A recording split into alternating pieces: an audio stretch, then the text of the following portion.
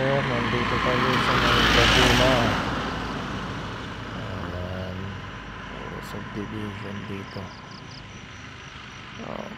Ayan na yung haring araw ay lumabas na. Medyo matas na, alas 6:30 pa lang. So ayan medyo yung ating kalangitan ay medyo maliwalas. Pero hindi lang natin alam mamaya kung uulan.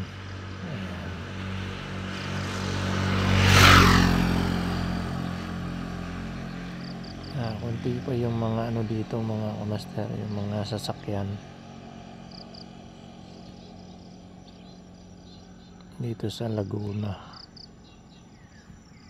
Ayan, lapit na kami sa may pupuntahan namin.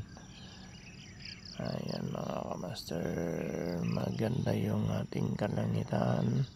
Sana ay pahinga muna yung ulan. Dapat yung ulan doon na sa probinsya para makapagtanim na sila ng mga palay.